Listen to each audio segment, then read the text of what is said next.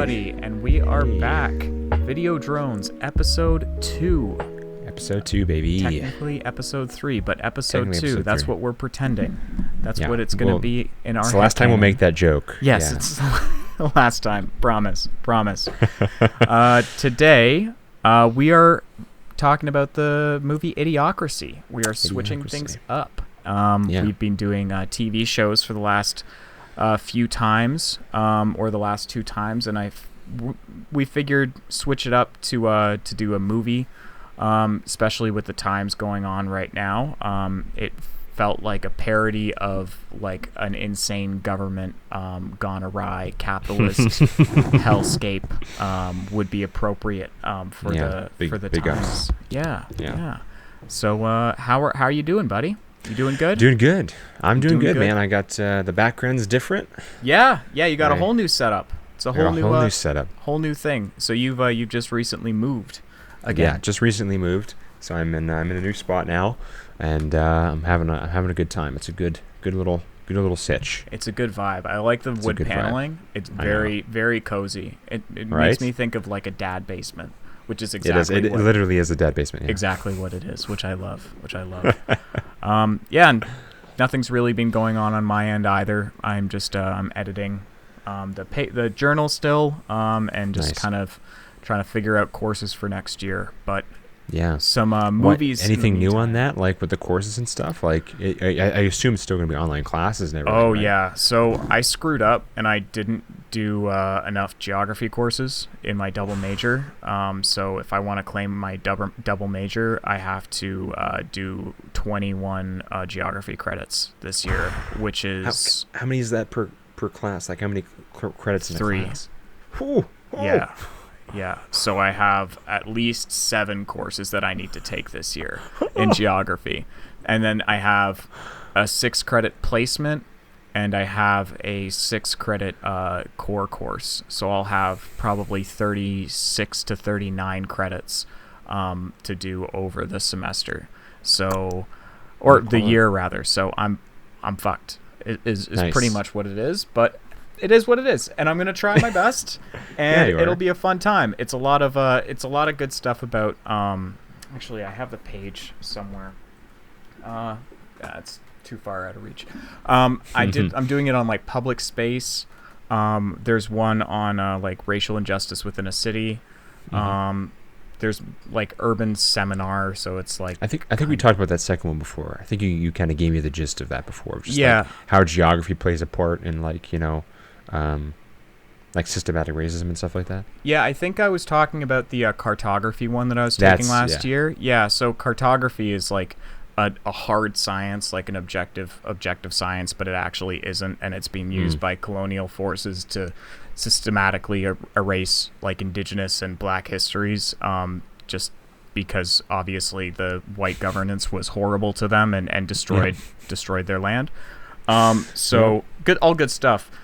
So essentially there's like a trend in cartography kind of trying to take that hard objective science and turn it on its head. So it'll take that hard science and kind of stick it to it, and it can it could stop being used for like colonial means and such, because like when you look at a map of Toronto of Canada, there's no like indigenous names for the like old places that they used to be called. It's just Toronto now, when there was an actual name for it. Or like, we still use racist terminology to describe individual indigenous groups or First Nation groups in Canada. I am Jack's complete lack of surprise. Yeah, well, there you go. Like I think the Iroquois, they have another name. Like I can't remember them because honestly, I need to do more research. I did a bus tour. I need to as well. Yeah, I did a bus tour this year, and I was told about it. But the Iroquois, like, actually means like thief, and really like that sort of thing. And like it's like a lot of the different names. I think I don't want to say a name that isn't it. I remember Iroquois being one that was mentioned for sure, but I don't know the other ones. But I know that there are a lot of other ones that are like super derogatory still. But anyway, sort of just trying to like subvert that kind of that anti-indigenous rhetoric that's you know, rife throughout academia and geography and all that stuff. Exactly what I'm trying to fight. Not a surprise. Not a surprise. A bunch of white liberal elites in literature and in high education were like, yes, we decide what is fact now. Yeah, that's pretty much what whoops. it was. And they did under a divine right. They thought that they had a divine right to this. There was a whole concept. I learned about this last note on this. So I'll shut up and we can get on to the movies. Shout out Greg Turkington. But they used a concept called terra nullius and manifest destiny when they were fucking manifest destiny going across North America and colonizing. So they started on the East Coast, obviously, because they were coming from Europe, and they just moved west. And their whole idea was like the Western expansion of their nation was something that was given to them by God. So you have a whole bunch of images like there's Manifest Destiny, a painting. I'll pop it up on the screen. It's a beautiful painting, beautifully painted, but it's a horribly racist painting that's depicting like the dark cloud of indigeneity and the light of British colonialism, enlightening the savage, big quotes, savage. Massive quotes, crush me quotes. Oh, crush me quotes, crush me under them. And then terra nullius, they would say like it doesn't belong to anybody because there's no civilization there. There's no social dynamics. There's no like tangible and valuable civilization. So we can just move on. We could just take it because it's actually no man's land. And it's just no man's land in Latin. Yeah, anyway. Because they're not people. Because we're people. Because we designed armor. Oh man, yeah. We infuriating. I don't want to make the whole podcast about that because that's we can there's go plenty. Down that path. There's plenty to do. Yeah, but, we can really go down that path. I actually just learned recently about how queer and like non-binary people in indigenous culture were seen as like very spiritual and sacred, as like a very beautiful thing, and then transphobia and homophobia was introduced into their culture purely by Western forces and by the church. But until that point, it was those people were seen as like touched by spirits, and they were like that's renowned. Really interesting. Yeah, I have to look into it more. But I saw a couple things about that, and I was like, that's really beautiful. You should hear about the ways that the indigenous people viewed the colonizers, because when they initially had come, I can't speak like broadly about all indigenous cultures. I don't know anything. I'm just talking about what I am learning. That is purely, let me put that big disclaimer and everything we're going to say. But I'd seen somewhere on Twitter, and so this is obviously not verifiable, that like the indigenous people had kind of viewed them as like angelic, kind of like spiritual figures, and they were bringing them like food at first. Or something like that, or animals.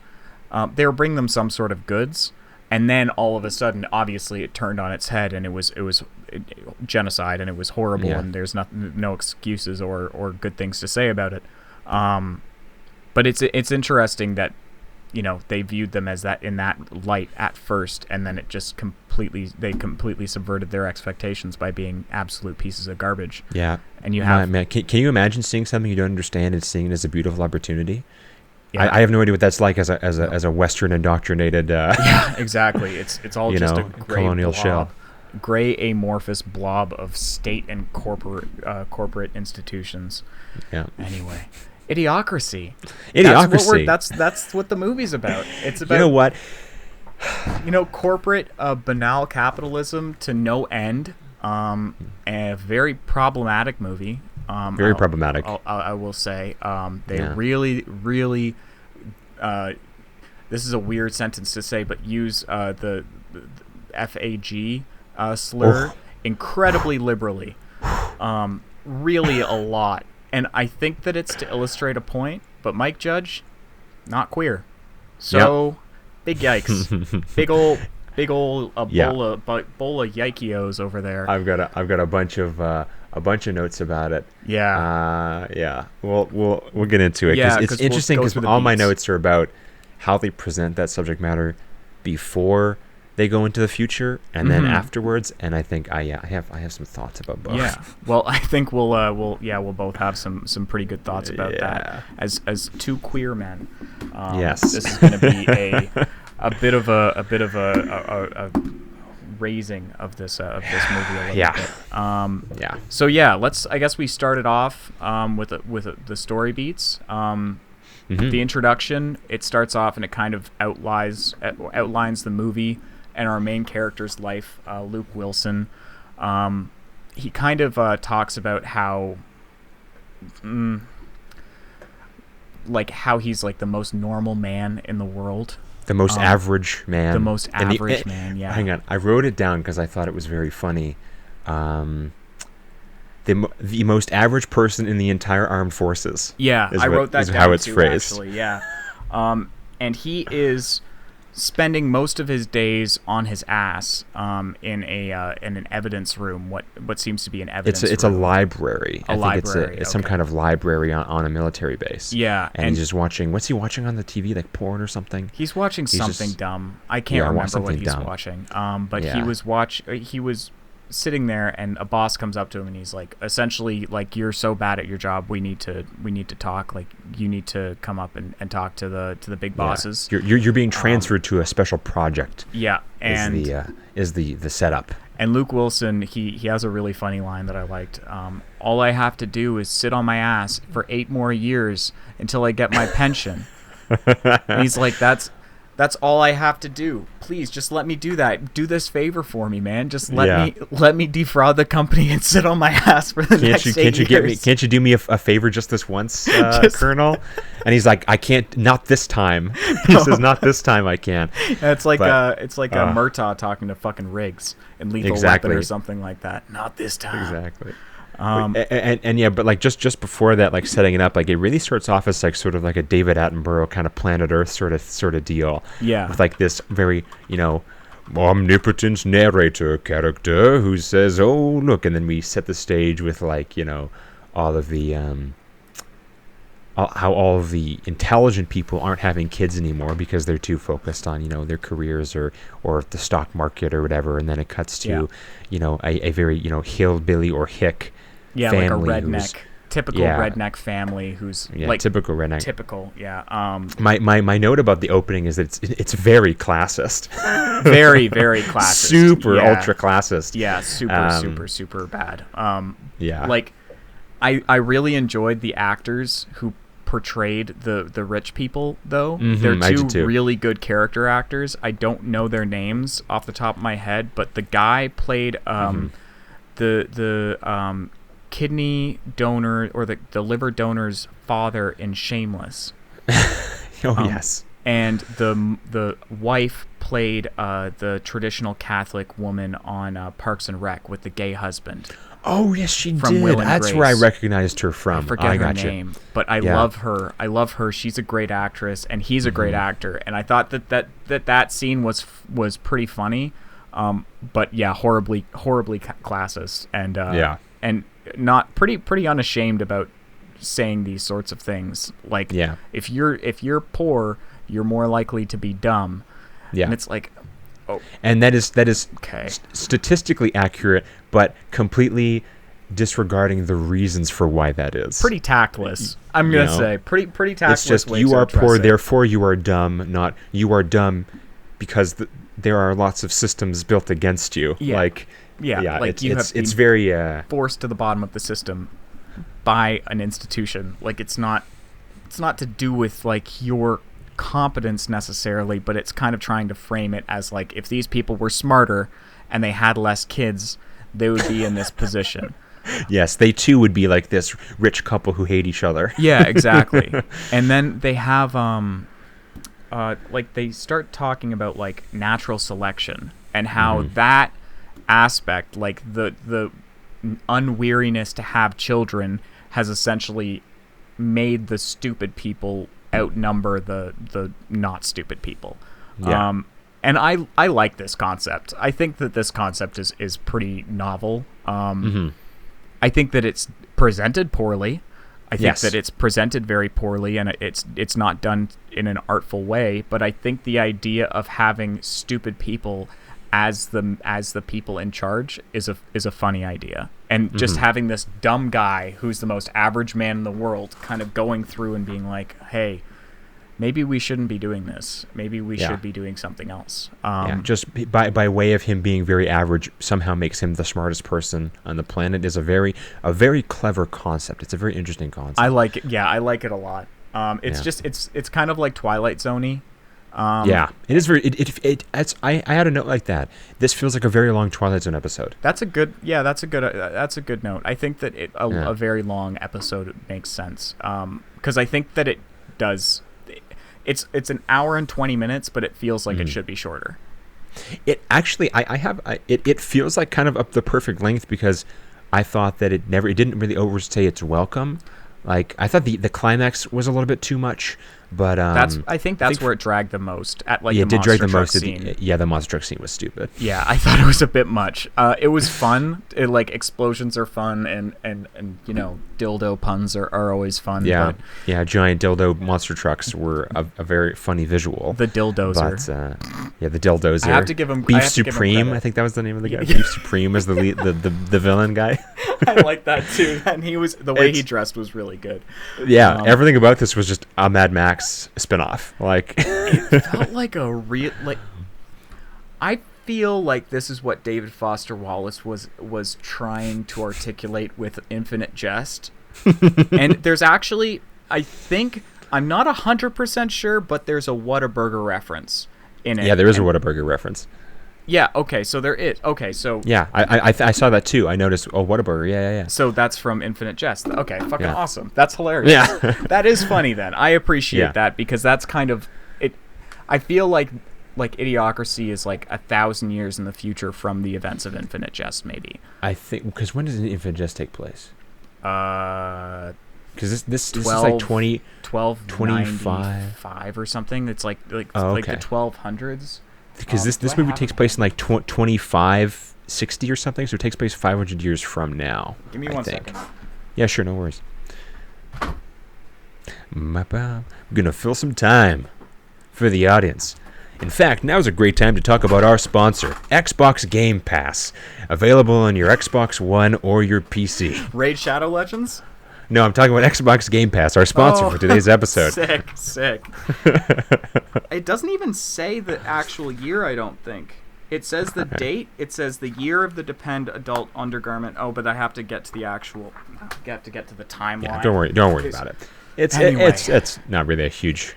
a moot point anyway. Yeah, it's a moot point, but there's a nice little reference to Infinite Jest, and we got sorry, I got a little sidetracked there. I won't run off to my bookcase again. You love David Foster Wallace, I get it. I do. Any chance I get. That's a whole other conversation. Oh boy, I could go on for hours. Maybe we'll do an episode on a book sometime. Oh my, dude, that would be like 3 months of prep work. It takes a minimum of 3 months to oh shit, excuse me. It takes a minimum of 3 months to fucking read that book. It's insane. It's insanely long, and it's insanely arcane and just difficult to read to no end. Like, there's no point. We can do other episodes in the meantime. Yeah, we'll figure it out. In between. Yeah. So just to go back to the plot. The plot of the movie kind of starts with this experiment that the military wants to do. This like kind of weird scientist who's good friends with a pimp. Oh my God! Before we get into this whole thing, because that's gonna be like the main crux of the problematic, I guess. Yeah, I want to talk about it, but first, let's lay the groundwork of like the inciting incident, the nugget of the plot is our main character, our perfectly average human man, and our perfectly average human woman, who also is in my opinion, a problematic depiction. Yeah, but 150%. Oh my God.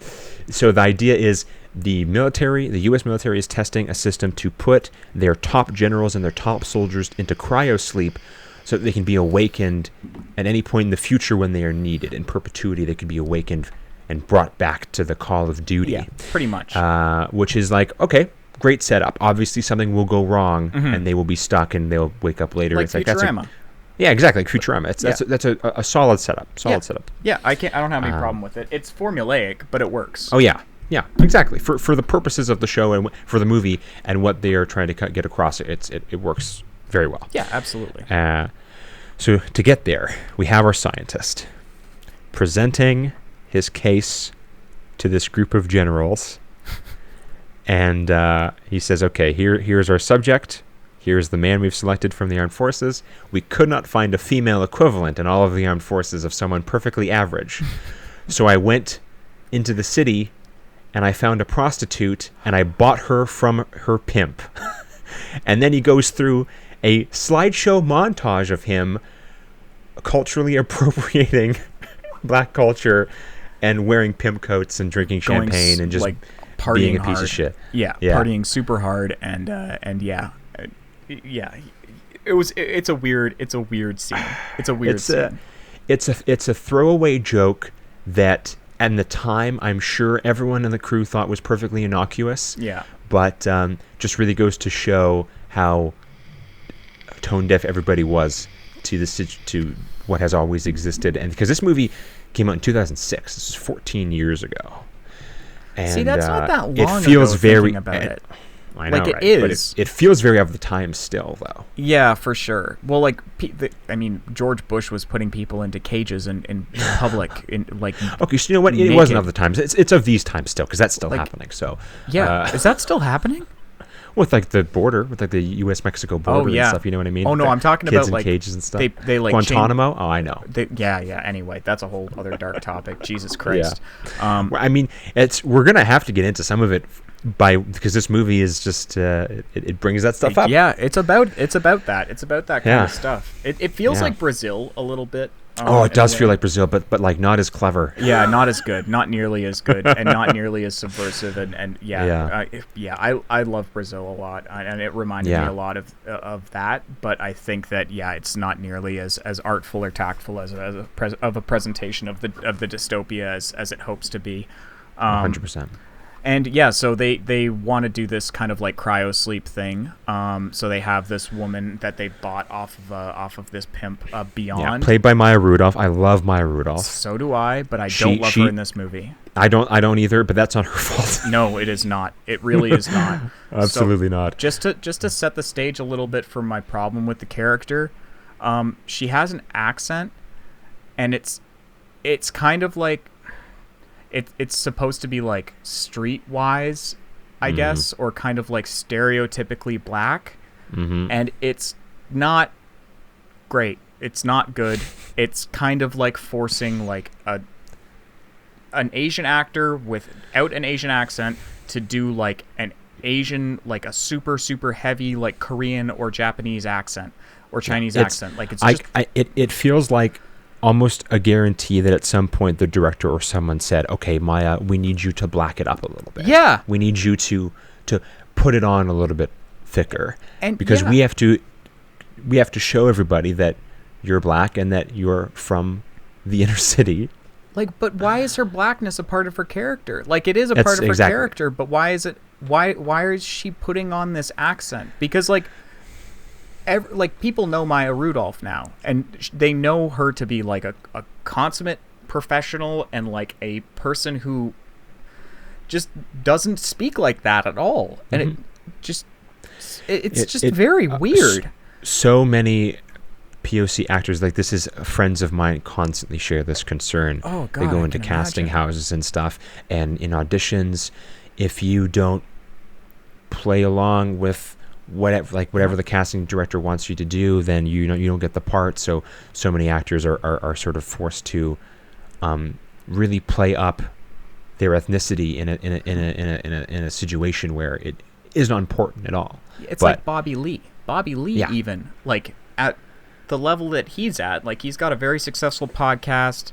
He's been on many successful TV shows. And he still gets cast as a guy, and I listened to him on his podcast, and he's like, "Yeah, I had to do an Asian accent." Yeah. It's like, okay, that's just strange. Like, there are Asian people who exist within America who don't have Asian accents. They're but all over the place.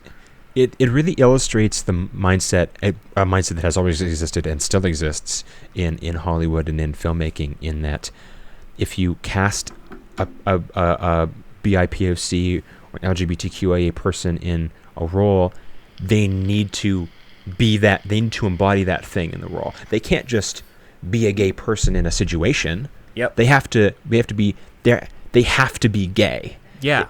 That is the reason they are there. It can't just not matter. Yeah, it's and a plot device. It's insane. It's all exactly. It's a device as opposed to just a human being being a human being. That's why I always, now just as a quick diversion, like I never really saw myself represented within media in terms of like queer representation, because every single time you see a queer person in like media, they're always super effeminate. It's always like a main crux of their personality, and they never have any actual development outside of, you know, like a fight, like a lover's quarrel or something like that. The only show that I ever saw it do it properly, I think, was Shameless.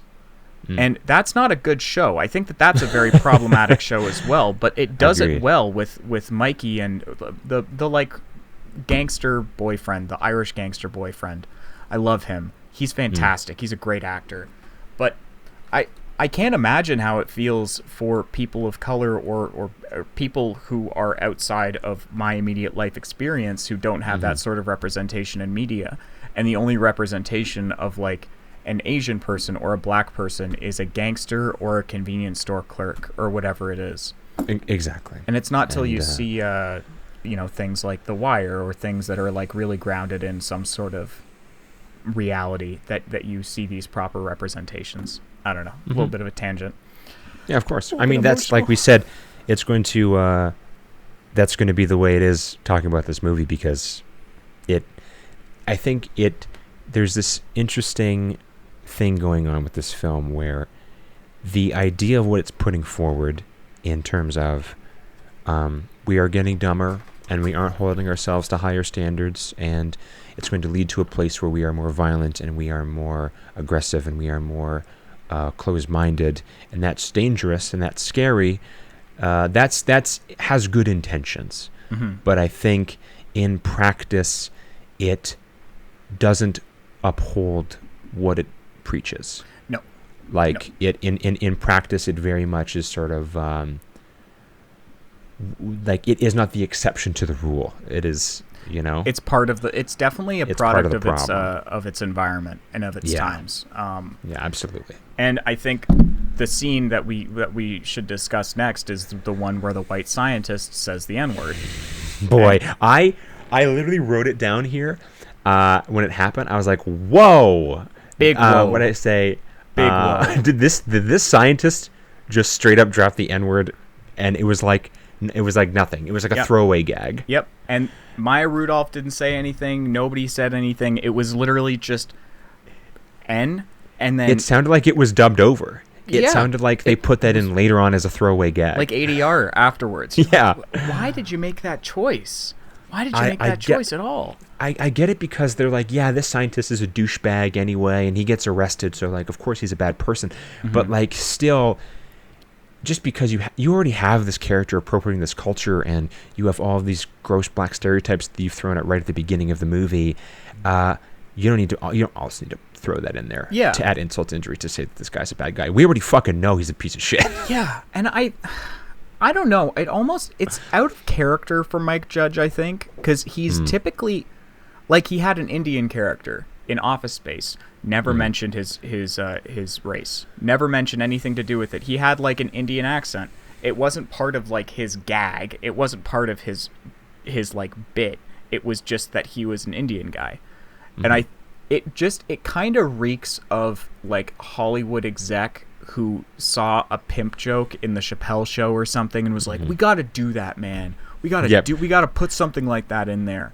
because completely ignoring the context of when or why it was used in the Chappelle Show. Exactly. Probably. I'm just using the Chappelle Show as an example. I know.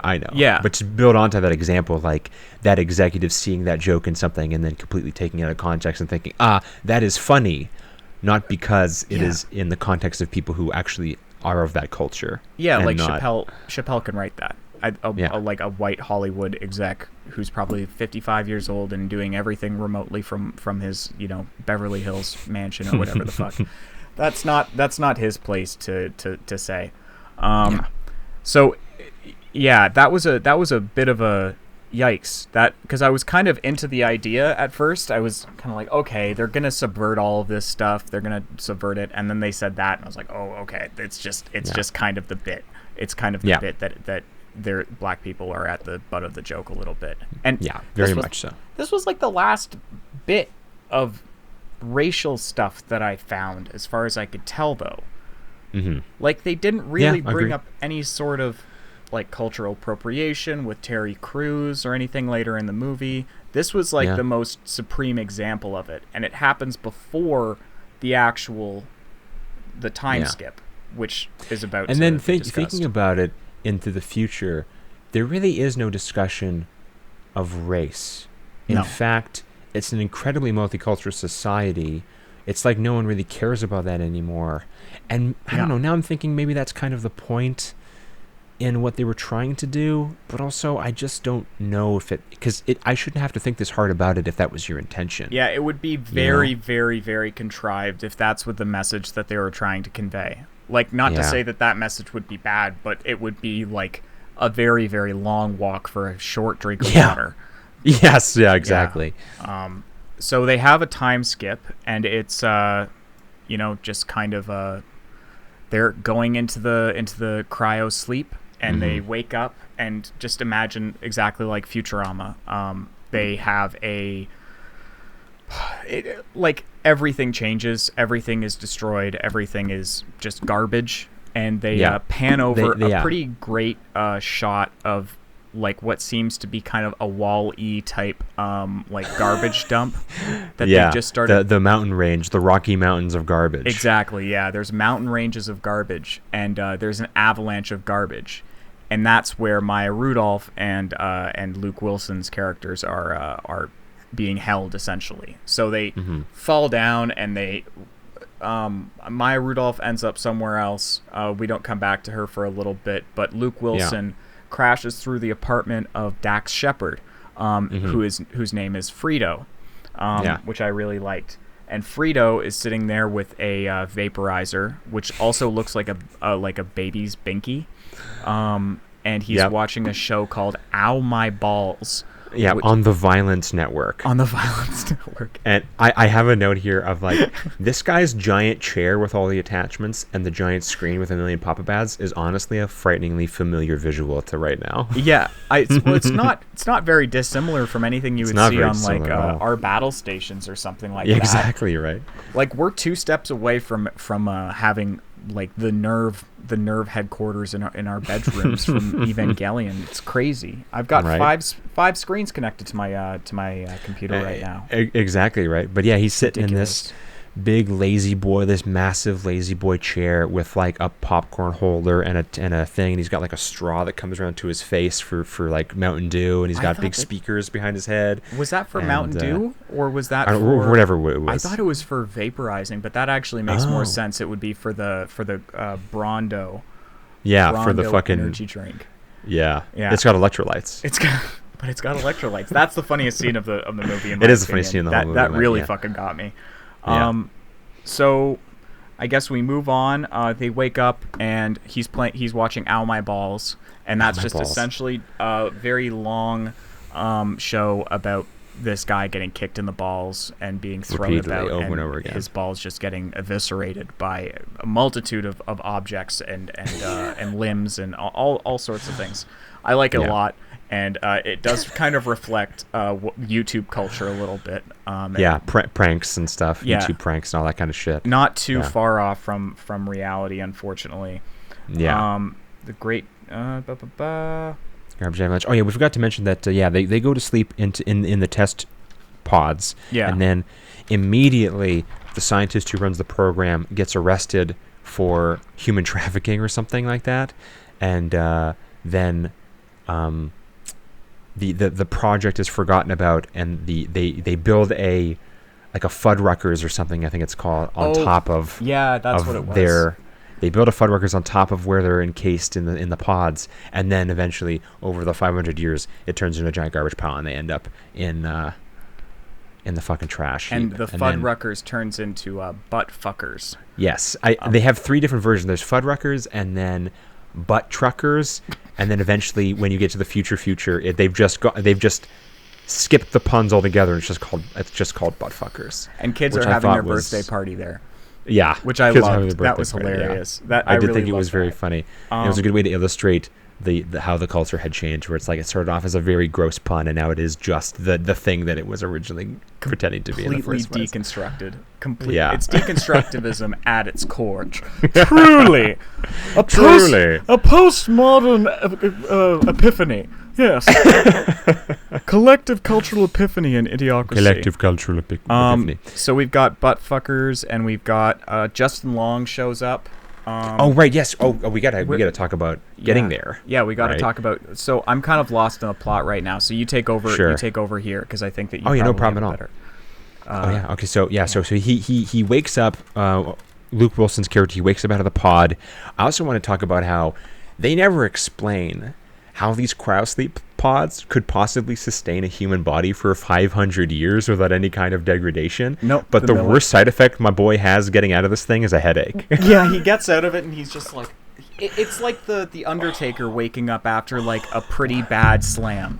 Like, yeah. It's just like, oh, okay. Well, I'm up. Yeah. No atrophy, he gets no up. Nothing. He's like, what the fuck's going on? Dax Shepard character's like, shut up. And he doesn't even worry about it. He gets up off of his chair, which is revealed to also be a toilet. He pulls up his pants. I didn't notice that. He pulls up his pants, and there's a flushing sound effect. And he grabs Luke Wilson. He's like, I said shut up. And he throws him out of the window. Yep. And he rolls down the garbage heap. And then Luke Wilson, he gets up and he is presented with sort of the downtown and the realization that this place is, it looks like a fucking, like a dystopian, it looks like a post-apocalyptic city. Like under the plate in Midgar after several explosions. Exactly. Shit's rough. Yeah, shit's very, very, very rough. Yeah. Garbage everywhere. And advertisements for a energy drink or a sports drink called Brondo everywhere, which will be a recurring theme in the plot. Yeah, it's got electrolytes. So he goes to he's upset. He doesn't know what's going on. No one can understand him. Yep. Every time he talks to someone, they say he talks Faggye. Yeah. And that's just he can understand what they're saying, but they can't understand him because he talks too smart. Let's say fruity. Let's just say fruity. Sure. Because we're gonna be spelling out the word the entire episode. Yeah. And because they say it a lot. They do. It's said maybe 100 times. Yeah. And so he's upset. He doesn't know what's going on. So he goes to the hospital, and the hospital's great. Because nothing about it was different to now. So he goes in. There are people playing slot machines to win free health care. There are little robots smashing themselves into the wall to clean the floor. Yeah. He walks up to the counter and he's trying to explain his symptoms. And the person behind the counter is like, she's just like looking at a bunch of pictures of ailments. And then she just presses one that she thinks he has. And then the fucking voiceover tells him to go to a certain room. It's like knife in head, gun. Yeah, knife in head. Like, gunshot. Oh my god. There was one that was alien in stomach. There was like creature in stomach. Like there was a bunch of cute little references in the buttons. Lots of good stuff in there. Yeah. This movie's filled with those kinds of like little visual details. Tons. Like I found that I was pausing like every like 5 minutes to like, oh shit, that's a funny little detail. That's a funny shirt.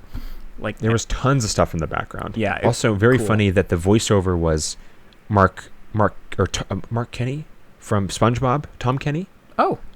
Tom Kenny from SpongeBob. He was all the voiceovers. There you go. All the robots. Was not aware. a couple parts in the city are very reminiscent of Bikini Bottom. I don't know if that was SpongeBob was really popular at the time, so I don't know if that was. I don't know. That could be a thing. It reminded me. Interesting. It reminded me of Fifth Element a little bit. That's a good one too. Like I've never seen the movie, but I've seen like a lot of GIFs and like clips from the movie and everything. We should watch Fifth Element on here. That would be a good one. I would be into that. I've always meant to watch it, like a dystopian. It would be like this, because I am of the same mind. Whereas like there are quite a few things about Fifth Element I love, but there's a lot of problematic shit. Yeah. Well, isn't she like movie, underage and he's like flirty with her or something like that? There's a whole bunch of shit, dude. Yeah. It's just sort of the whole thing about how like she doesn't understand what's going on, and he's just like, oh, I love you, I think, and it's just it's very gross. Anyway, we could talk about it if we ever watch it. I would be interested in doing that, doing that movie, because I've never seen it, and it's always been on my radar. But it's a little racist, it's a little homophobic, it's very of the times. It would be good to watch on here and dissect a little bit. There we go. Let's rip the shit out of it. Sweet. Yeah. There's also a couple parts that I really love, so it's a good balance. Good. Okay, cool. So he's at the hospital with these, like, the broken sign. I remember the sign that wasn't laid out properly, and they've had to like kind of push it down a little bit, and like it's like vertical almost. It's good. It's a nice detail. Yeah. And before he goes to get examined, he goes to the water fountain to drink some water, and it's green, and he's like, "What the fuck is this?" And he says, "Hey, it's like Gatorade. This is like Gatorade. What is this?" And the guy's like, "Oh, it's it's Brondo." And he talks to like an attendant. He's like, "It's Brondo." He's like, "Okay, can I have some water?" And the guy says, "Like from the toilet?" And he says, "No, I like to drink." He's like, "Why would you drink from the toilet?" Which I thought was very funny, because of course, why wouldn't people drink from the toilet? That's where we are. Yeah, exactly. Well, I guess people don't need water. I guess people are so dumb and malnourished that they can survive exclusively on electrolytes. On electrolytes, yeah. Just electrolytes. It's got just electrolytes. Yeah, so he goes. I love it. He goes to the fucking exam room in the hospital, and he sees, for the first time, he sees a date. It says like 2555 or whatever. And he's like, "Huh, that's a weird misprint." Oh yeah, on a newspaper. Yeah. Yeah, on a newspaper clipping. And then Justin Long's character comes in as the doctor. Right, he was the doctor. That's what he was. The doctor. Okay, yeah. And you know what? This is the only time. This was the first time watching it. Justin Long's character, where I was like, "Oh, okay. I think I see what they're going for with how people use language and stuff, like what they're going for with the subversion of this society." Because Justin Long's character and how he's doing it, I was like, okay, like I can see that this is very hard satire, right?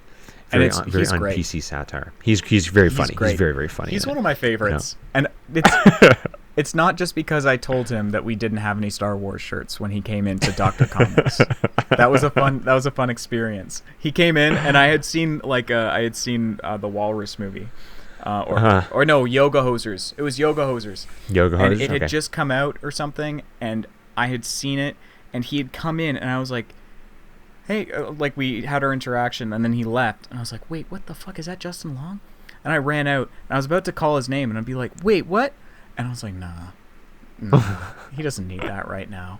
But I've always regretted not recognizing him, because I thought he was the funniest part of Zack and Miri Make a Porno, and that's objectively true. I love Kevin Smith's like whole stuff. So anyway, seeing him was cool. But I love Justin Long. He's great. He's a hilarious character actor. Yeah, he's very funny in this. He comes in and so he's like trying to tell him about Luke Wilson's trying to tell him about his symptoms and stuff, and then Justin Long says probably one of the funniest lines in the movie. He says, "I don't know, man. So like, I don't know, dude. Like your shit's all fruity, and like you're all, And he says he's retarded, and you're all retarded and stuff. And my job is like, right? Like he has no idea what to do. He has no answer to it. And he uses a tardy. Yeah. It's all tardy. Yeah. So another thing that's pretty problematic in the movie. They constantly refer to the hard R, like the R word. It's a lot of ableism. A lot of ableism in it. Like you could be funny without being like othering people and like making people feel shitty about and whatever. Like so in the context of this, I see what they're going Yeah, for. it did make it made more sense than the racial stuff or the homophobic stuff. Yeah, but this is like to the point I was talking about, how like if that stuff, if all the really racist stuff didn't happen at the beginning of the movie in the current time frame, and only happened in this part, I could see it as like, okay, yes, everything here is justified as being part of this future society that is so ultra fucked up that there's no regard for anyone's feelings and no regard for anything. It's survival of the fittest, meatheads rule the world, that kind of deal. Yeah. But because of all that stuff at the beginning, that makes the second half of the film in the future feel like it feels cheapened for what they're going for. I agree. Because then they use all this language and it's like, okay, well, I don't know how genuine you're being because of everything I've seen in the first act. Yeah. You know? And I really hope to God that wasn't Mike Judge's decision, because Mike Judge is a great showrunner and producer of comedy and everything. But this does not seem like his kind of deal. I've seen a lot of King of the Hill. I've seen a lot of his stuff. It doesn't seem like his kind of joke. It feels like the stuff in the later half of the movie where they're trying to subvert it, where that more so feels like what he would be trying to do. But what you're saying is absolutely right. It is cheapened in the latter half of the movie because of that first half, that problematic first half there, or not first half. I would say it's like 10 minutes. First quarter. Maybe 25 the opening. Minutes. And this movie is again like only an hour and a half, but they pack a lot into it, a whole lot. It's like Forrest Gump. It's a very fast paced. Because all of a sudden, I guess we could move on. Justin Long, he realizes that he's unmarked. He doesn't have a tattoo. He doesn't have a his tattoo citizenship on his arm. tattoo. So he starts running because he's like, okay, I don't know what that means. We got to get out of this hospital. And he eventually gets caught by the police after going to Dax Shepard's. He goes to Dax Shepard's apartment and looks for cover. And they try and do like an escape in his little shitty car. And one of the funniest moments of the movie for me was the cops like unloading 1 billion bullets into the abandoned car of Dax Shepard and Luke Wilson as they're running away, as they're being pursued. They like shooting into the air, just shooting up into the building around them. Did you see the rocket launcher? Yeah. The guy he like brings a rocket launcher up and aims it in a stupid way, like completely off center of the actual target, and hits a plane, and you see a plane just on fire going down like a Boeing. It's like there's no rules in this. There are no rules in this universe. I like absolutely that a lot. Nothing. Very true to life. And then the crowd that forms around them shooting the car just starts beating the shit out of each other. They start cheering at first, and then they're like, hey, and they start fucking beating the shit out of each other. It's good. They try to escape. Good stuff. True to the times. They also they pick up Maya Rudolph's character in that segment as well. We relink with her because Luke Wilson wants to get back, find the pod so that he can get back with the only person who might understand or might remember what's going on. Exactly. And in the meantime, while he is out there, she is out. We skipped over the part where he goes to the fucking fast food drone. But anyway, she is out and about trying to get her bearings and seeing what's going on, and then this is one part where it seemed like they actually gave her some agency for once in the whole movie, where she uses her intelligence over everyone else to sort of like give herself a leg up by like all these people come up and being like, oh, hey, what's up, baby? You want to get with me? And she's just like, oh yeah, sure, maybe tomorrow. I charge by the hour though, so give me like $1 million right now. And he just keeps giving her money, and she's just like, okay, now leave. And he's like, yeah, okay, I'll see you tomorrow. And like, and then she just like trying to like, and then she just leaves. Like, just trying to like take advantage of these dumb idiots and stuff like that. Fair enough. Feels like the only part of the movie where she actually is doing anything of her own volition and is like trying to look out for herself. It felt like they were gonna try and do something with her character, and then it just they just didn't know how to write it or something. Who the fuck knows? Because they have a lot of foundation that they lay for her, like with the pimp and the person buying her off of a pimp, and there's so much shit there, and then none of it is addressed, so it all just lingers in the air like a gross putrid cloud. And you know what I mean? It's in a comedy movie too, so you're like, is that supposed to be funny? I don't really understand if that's supposed to be funny or not, or if like maybe at the time it was hilarious. Yeah. Maybe at the time everyone thought pimps were fucking so funny. They were in. They were in at the time, probably. They were couture. Fuck. Yeah, it was not very fun. I didn't really like that. Yeah, I didn't like her character. I did not like her character. I love this movie does not pass the Bechdel test at all. No, it does not at all. That's in any capacity. That's because she's the main female lead, and she is a prostitute for no other reason than they wanted to make her a prostitute. Mm-hmm. There's no legitimate reason. There's no actual reason for it, because they don't treat her with any respect. They don't treat that profession with any respect.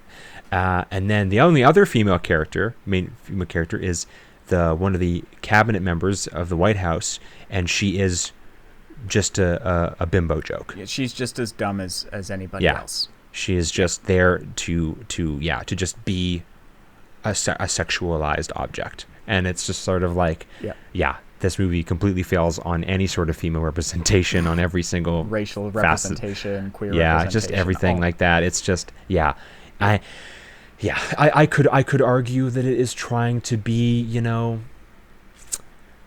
it's trying to make that the point. It's trying to make people realize that, but I can almost guarantee you at the time people watched this did not leave the theater being like, we should do more. Yeah, they're like, we should do more work for marginalized groups. Yeah, they're like, we're fucked. Everybody is stupid. Everybody is fucked. Yeah, it's a very cynical movie. It's also very incredibly cynical. I think that while this movie unfortunately does mirror a lot of what we're seeing today, 500 years early, it's... Yeah, and 14 years sort of as sort of a prophecy. Yeah, really. Yeah, exactly. And it's not. I think that it's cynical, and I think that it's. I think that people are smarter than that, and I think that like Darwin's social theory or theory of social.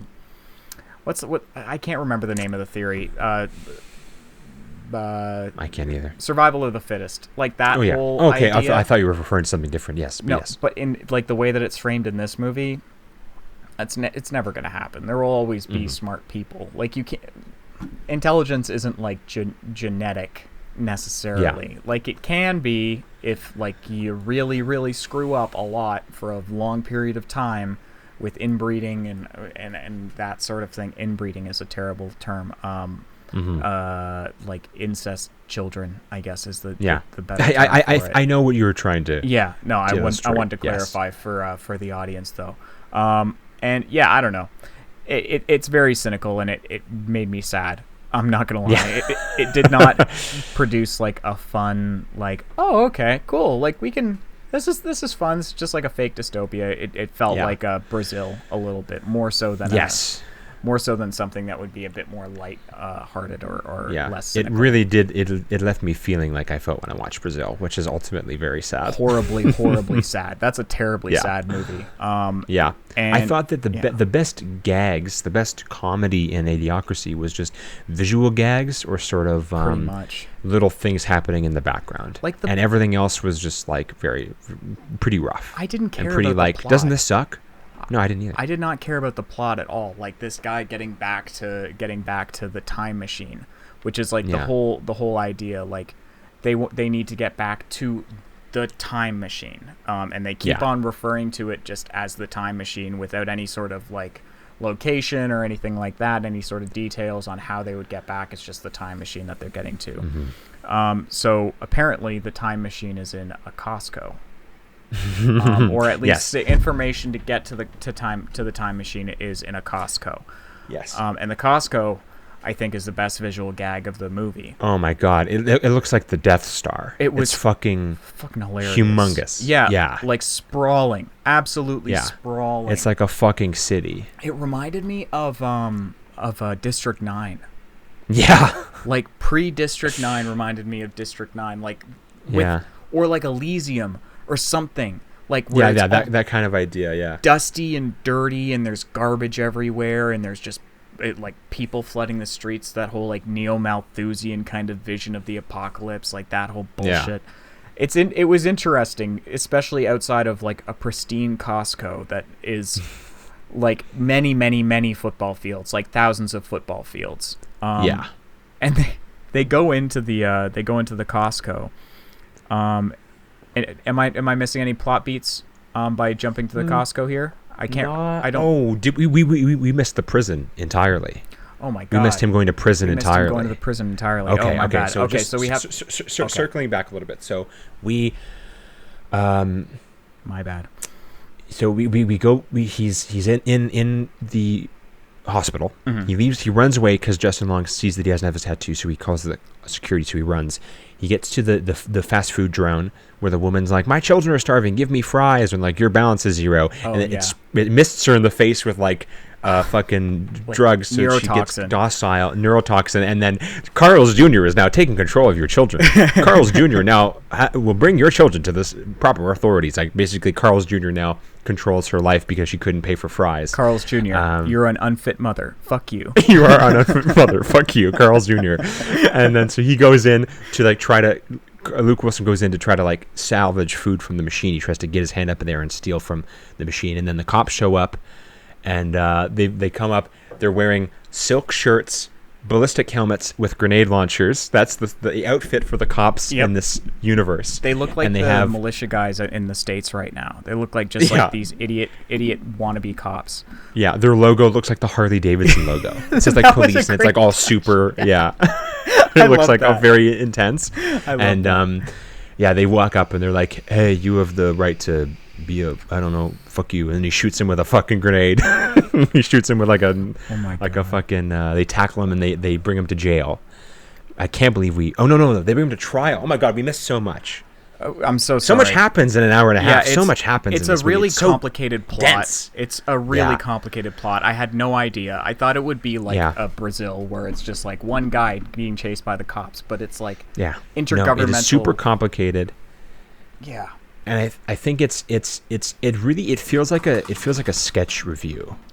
It feels like a series of lightly connected sketches. That's a good comedy way to put sketches. It, yeah. It really does. Yeah. It feels like watching an episode of like Chappelle Show or something. Where just like things are just slightly related, but every one is sort of like a new scene in this weird universe, and just seeing what nuggets of comedy or what social commentary they can mine from it. And you never see the characters again a lot of the time. And you never see most of the characters you never see again. Yeah. So he gets arrested by the cops and thrown in the back of the car. They have these little smart cars that they drive around, and I think he gets immediately pepper sprayed in the back of the car. Of course. And I remember, I think I wrote down here, I think when he was getting arrested, I wrote down, it's nice to see the justice system hasn't changed. The criminal justice system hasn't changed at all. And so, in 500 years. And so they go take him to the courthouse, and it's basically like an episode of Judge Judy. Yep, pretty much. Like kangaroo court, like totally. Super kangaroo court. Yeah, Stephen Root plays the judge. I love Stephen Root. He plays that kind of character in every single show he's ever been in. Yeah, he was in Boardwalk Empire. Yeah, exactly. Mm-hmm. Yeah, great in Boardwalk Empire. Stephen Root is one of my favorite actors, and he's probably been in everything. Yes. If you anyone listening to this, if you don't know who Stephen Root is, Google him. Look at his face. You've seen him before. Yeah, he's the male Margot Martindale. Everything. He's in everything. Yeah, absolutely everything. So he's the judge. He comes in. He's like, "Okay, hey, listen, sir, you don't have any money, so we got you an attorney. Fuck you." And Dak Shepard's character comes in, and he's like, "What? You're my attorney?" He's like, "Yeah." And he just sits down, and he's supposed to represent him. And then actually, this is an interesting point about the representation, because I'm pretty sure, like, most of the side characters or the little extra characters, almost all of them are Native American, I believe, right? A lot of them are indigenous actors. Like there's a ton of Native. I think this was probably the most indigenous actors I've ever seen in a movie that wasn't about indigenous people. Yeah, it was a lot of indigenous actors. There were a lot of them for sure. Are you talking about the prosecutor? Yeah, the courtroom seems specifically the prosecutor, his partner, several people who talk in the crowd are also indigenous. Like there's throughout the thing, almost all of the crowd scenes, it's a lot of indigenous actors. That's interesting. And, I didn't actually. I noticed I didn't know that, and I was like, oh, that's interesting. Yeah, I didn't know. I noted that down because I was like, oh, that's like actually nice. It's just nice to see. I'm glad those actors got work. Yeah, absolutely. And they weren't playing roles that required them to be any specific to play up their circumstance at all. Yeah, you know what doing I mean? like a rain dance or something like that. As they didn't like have to do anything racist. Bullshit. Well, that's a positive note on the representation then. And I can credit Mike Judge for that for sure. But that doesn't take away from the stuff that was in the beginning of the movie. So we have to keep that in mind. Yeah, of course.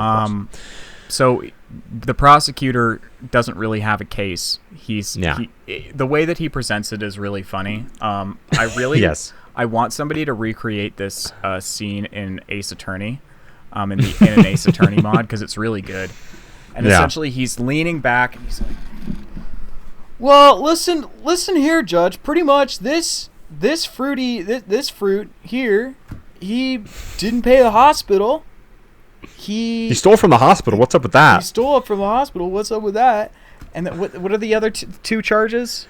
He doesn't have a whatever. Yeah, he doesn't have the identification thing. Yeah, he stole from the hospital. He's talking all fruity, and I hear he doesn't even have a tattoo. Yeah. I hear he doesn't even have a tattoo. Didn't even look to see if he didn't have a tattoo. And literally the entire crowd at this point is like, kill him!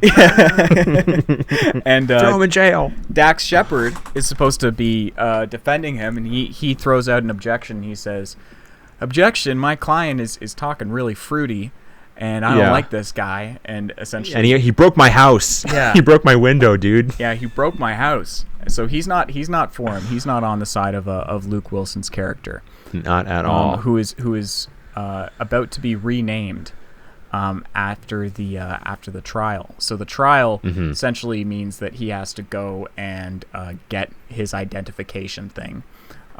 He gets his tattoo, his identification tattoo. Yeah, and he has to put his arm in this big receptacle, and it like kind of shakes his arm around and asks him a question. And he's like, I forget what was his name. What was his name again?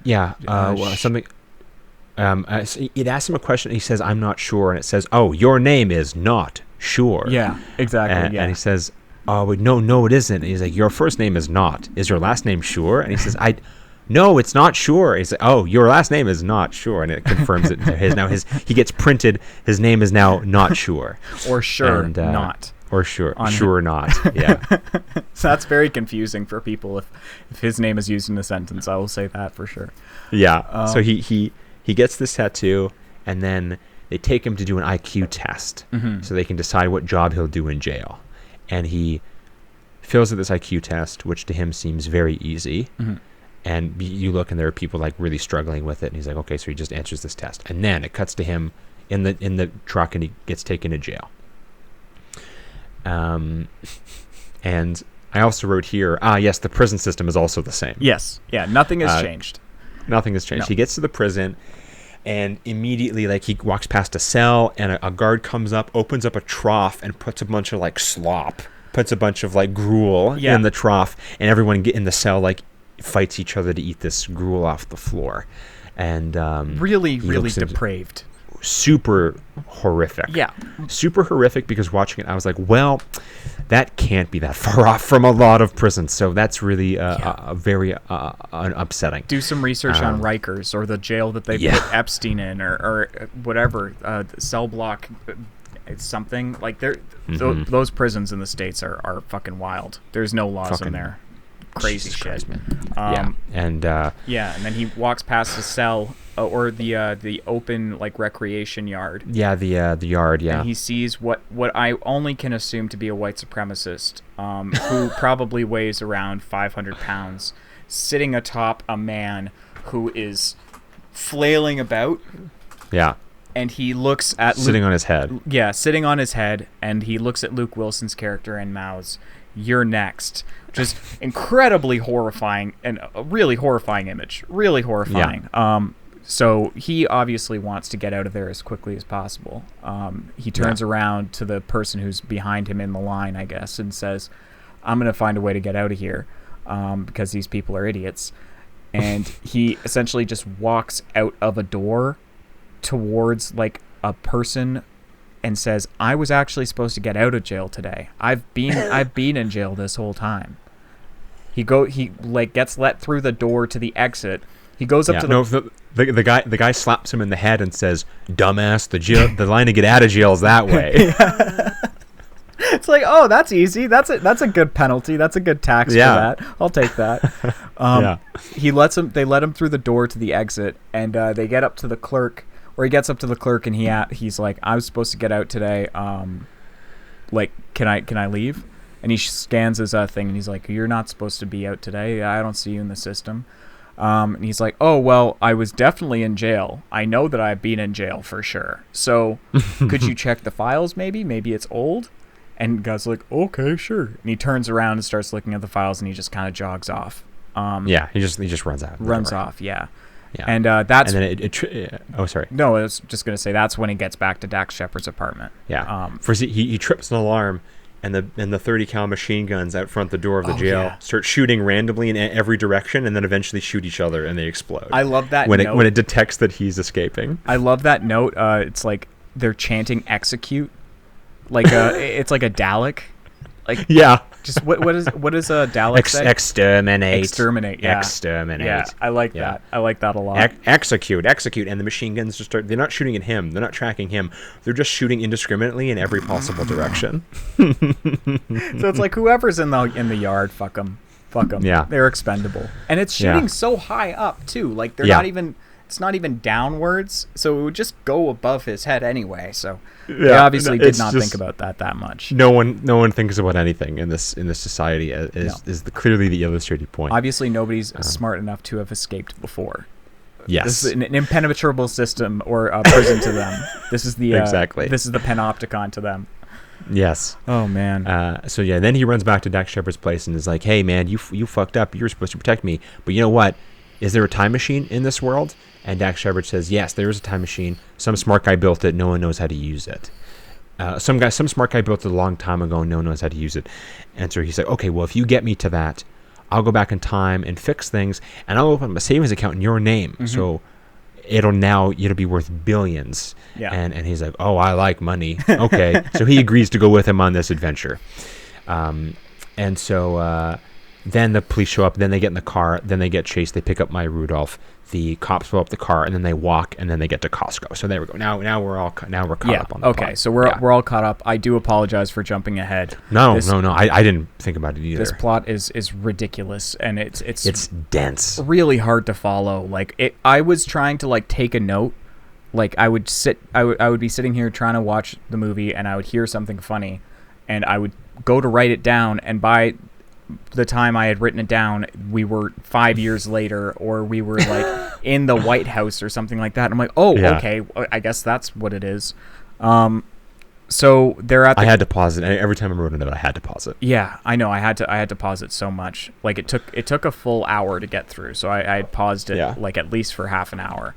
My computer is running low on space.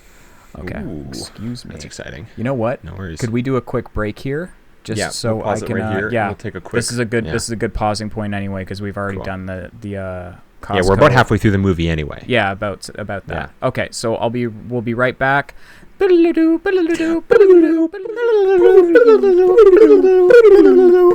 we are back. I hope you enjoyed your commercial break for Xbox Game Pass. I've been enjoying playing their wonderful selection, their plethora of downloadable titles available now. You gotta stop doing this for free, Sam. You gotta stop. I'm getting paid. You're not getting paid? I'm not getting paid. They gave me $100,000 for this. You show me the bills. You show me. Show me the money. Show me the money. Okay, so we are back, and we are at Costco. We left off in the shadow of the behemoth that is Costco. If they put solar panels on top of that thing, they could run the whole world. Oh my God! From the power they produce there. And we walk into the Costco, the sprawling Costco, and there's a man, head to toe. This Costco is what the song "The Sprawl" by Arcade Fire is about. And it's so dilapidated. You could see the stench almost like lingering above. There's like some sort of like mist lingering above. Yeah, like a noxious cloud. Yeah, like a miasma of farts and body odor and probably asbestos and whatever else, garbage juice. Expired free samples. Yeah, exactly. Yeah. But corners of the Costco that have never been touched, haven't been touched in 15, 20 years. And we're greeted immediately by the greeter. Oh my God, yeah. Dressed head to toe in Costco, looking beautiful. And he says, "Welcome to Costco. I love you." Welcome to Costco. I love you. Welcome to Costco. I love you. It's my favorite. I love that so much because I feel like that every time I enter Costco. Costco, I love you. I love you. And I don't know. That guy was a good bit character. Yeah, it was very, very funny. Yeah. And they start making their way through the Costco. I think Dax Shepard says that he went to law school. He went to law school there. I went to law school in Costco. And he says, "Oh, you have to go to electronics for something." Luke Wilson asks for something, and he's like, "You have to go to electronics for that. It's about an hour east from here." And I thought that was really that was a good note. Like, it takes you an hour to walk through a Costco. It's a there's full like a city. full tram system. Yeah. There's a full tram system running the length of this Costco. Also, there are like the green screen on this is really good. Like, it is. There are skyscrapers sized shelving units that have all collapsed together and are just sort of creating these archways above everybody as they walk. The visuals in this section are very cool. It's pretty cool, and it's impressive CGI for the time too, for 2005 or whatever, 2004. Yeah, 2006. I was impressed by that for sure. And he is Starbucks is also in there. This is the first introduction of the Starbucks, which is turned into a bordello. You can get a coffee and a hand job. Yeah. It's like a latte or a full body latte. It's like hand job, $10. Latte, $50. Full body latte, $50,000. I figure that must be because the people who live in this world are so disgusting that no individual wants to put their hands on another person's body. Like a full body latte sounds disgusting. Agreed. Don't forget that immediately after the Starbucks is the H&R Block, which is the same thing. Is it the same thing? It's the same thing. Get your taxes done and get a hand job. It is the same thing. I missed that bit. I like that a lot. It made me write the note of like, I wonder how Starbucks and H&R Block feel about these ad placements. I'm curious if they signed off on it or if this was used against their wishes under parody law. I imagine it's under the same type of law that Nathan Fielder was able to create dumb Starbucks under. Honestly, yeah. I would imagine so.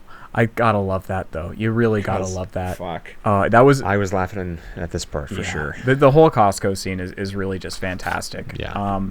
And what was kind of interesting is that they have these cameras all around the Costco, and they're kind of just walking through, and Luke Wilson accidentally flashes his arm, and the scanner, it's like a UPC scanner, automatically sees it, and it's just like beep, beep, and it immediately shows up on every TV that what's his name? Sure No?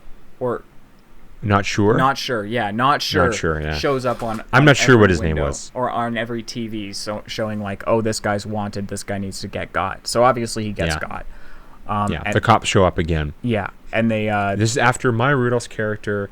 I literally can't remember her name because it's said 3 times. No, I can't remember it either. Because that's how little attention they pay to her. Yeah. But yeah, she goes to use the washroom before they get in the tram system and go find the time machine. So she goes to use the washroom, and then the cops show up, and they're like, okay, we got to go. And he's like, I can't leave her here, but maybe I can. And he starts doing time travel logic. Like he goes through the sequence of talking about time travel logic, which I thought was very, very funny, getting very meta, and just watching this average person try to figure out time travel to a person who absolutely has no fucking idea what he's talking about was pretty clever. And you can see Dax Shepard's mind just like completely malfunctioning as he's trying to process he glazes over. He's gone. Yeah, and he stops paying attention, and then the doors close on the tram, and he goes off. So Dax Shepard is separated from Luke Wilson now, and Luke Wilson is taken into jail. But this time he gets taken somewhere captured different. Yes. He's taken somewhere different. And where is he this taken? time? he is taken. They drive. What I can only assume to be a very long drive, where he's being pepper sprayed the entire way, very, very long in the drive. face, Yeah, 100 times. They take him to the one and only, the White House, to meet the one and only President Camacho of the United States, played by Terry Crews, who does a pretty great job. Great job. Pretty fucking spot on job by Terry Crews. You gotta love Terry Crews and everything he does. He's basically his character from the Old Spice commercials, but I think this was first, so then he was his character from this and the Old Spice commercials. Yeah. I love this character. I love this character. He's obviously dumb and like he's a product of like this world. So he's not really given a lot of depth or attention similar to the other people. But yeah. I think that like the scene that happens beforehand where you're like, who's the president out of all of these people? Oh yeah, when you're meeting the cabinet. Yeah, because you're meeting the cabinet and it's like a child who's obviously drunk and who's drinking the entire time. It's like a little ginger boy, looks like Carson, and drinking like crazy, super angry. There's the woman who plays kind of like the I love you, Carson, by the way. Don't we think both that love that's you. a disrespectful thing. Yeah. I know. This character reminded us of you in the best way. Yeah, your anger and your red haired. That's about it. That's about it. And there's the kind of bimbo character, who doesn't actually have any weight in the story at all. None of them do, to be fair, though. I mean, no, there was a Spanish man who plays like the Secretary of Defense, I think, or the who I can't remember all of their roles. But, they're all like the and then there's like the Secretary of Education, who's like sitting in the corner looking at a ball. And he doesn't say a word the entire movie. He looks at a ball, and then the next time we cut to him, he's looking down the barrel of a shotgun and blowing. He's blowing into the barrel of it. Yeah. He's just staring at this gun in the face, going, trying to make noise out of it. This guy's a fucking idiot. I loved him on top of the bus as well with the machine gun. Shooting the 50 cals. Yeah, good shit. Yeah. And so we meet all the cabinet, and then all of a sudden we see Terry. So that kind of leans into the representation issue or representation discussion we were talking about earlier. Like, there's no mention of Terry Crews being a black president.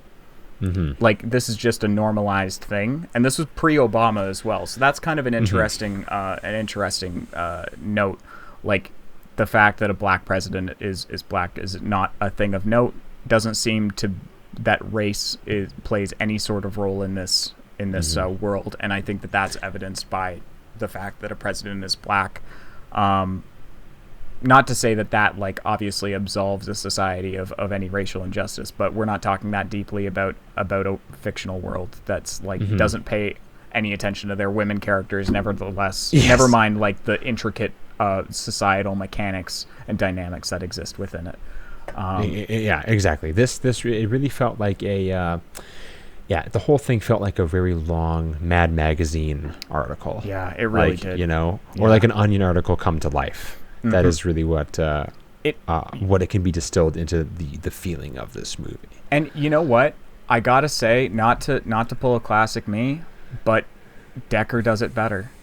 Decker is essentially what Idiocracy is trying to do, but they do it in a more tactful way, I think. And do you know what Decker is?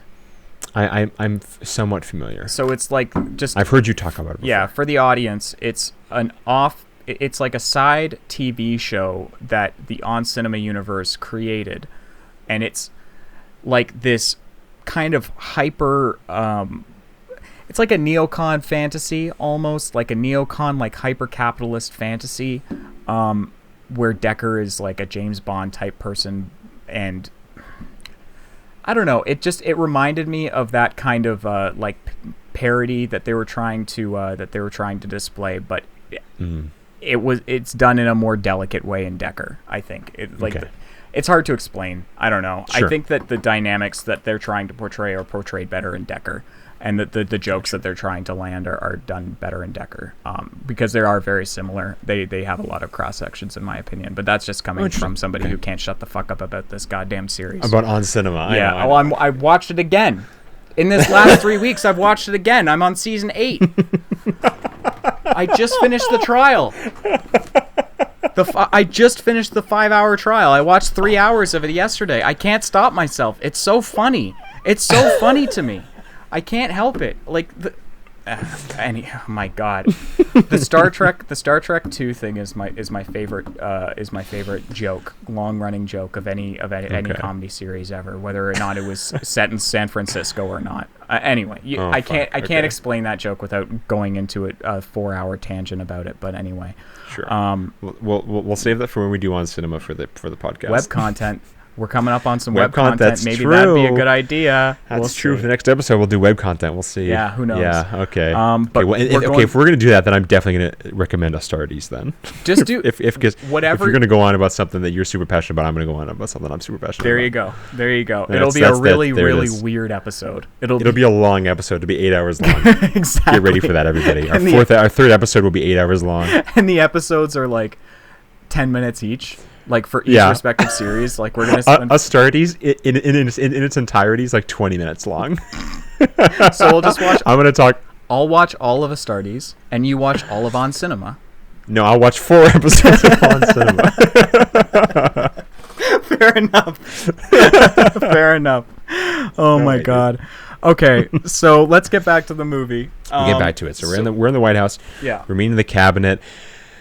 And then we meet President Camacho. We meet President Terry Crews, who comes in with a gaggle, a harem of women who follow him around everywhere. They mention that he's the WWE heavyweight champion as well, which I really loved. Yeah. They mentioned like he's a wrestler as well, and just I think this feels like the 20th term of the Trump dynasty. Like Trump has taken over, and it's like this sort of deal. Like if this were to continue, if Trump were to continue like Xi Jinping, I think that it would be like this. In like this is what it would end up like. I got that feeling too. Yeah, I got that feeling too. But he enters with a gaggle of women. Terry Crews, good old Terry Crews, and yeah, what happens? Like so he comes up. He says, You scored. You were the smartest man on the planet. Mm-hmm. You scored the highest anyone's ever scored on an IQ test. And in the history he says, I'm going to make you Minister of the Interior because you are so smart. The most average man in the world. The most average man in the world. And and Luke Wilson's like, oh, okay, I don't know anything about what that even is. And he's like, well, too bad you're going to help me fix the fucking planet. And so he makes him Minister of the Interior, and then we cut to a scene of his coronation, of his inauguration as Minister of the Interior in sort of a big public address. Mm-hmm. And yeah, Terry Crews comes out. It's basically like a giant glorified WWE cage match of like a public address. Yeah, exactly. Presidential address. This scene is pretty funny, and I thought, like, you know what, this would really improve American politics if just if members of Parliament just came out and just beat the shit out of each other. Let's just get it out of the way. Yeah, and you know it's what like I mean? Teenagers too. It's like everyone in the crowd is like teenagers representing the states. It was I thought that was strange, and I like how Terry Crews told them all to just shut up. Yeah, he's like, he told them to shut up, and then he shot a machine gun in the air to get them to shut up because they wouldn't listen to him when he first said it. Just casually has a light machine gun underneath the podium, like okay, just tucked under his podium. That'll work. Like the drywall falling from the ceiling. It was good. I like that. Yeah. He has an American flag painted on the side of it. Yeah, exactly. And they essentially they get him to try and fix the world. Fix the world because the world is going through a really horrible food shortage right now. Yeah. There's a big dust bowl. No crops are growing. There's a couple other issues that they talk about. There's like, not enough, something. There's a bunch of issues, and he basically says, oh, the economy, that's it. The dust bowl, there's no food, the economy sucks. So Terry Crews gives this very impassioned speech about how Luke Wilson has his new Minister of the Interior is going to fix everything in a week, or he's going to kill him.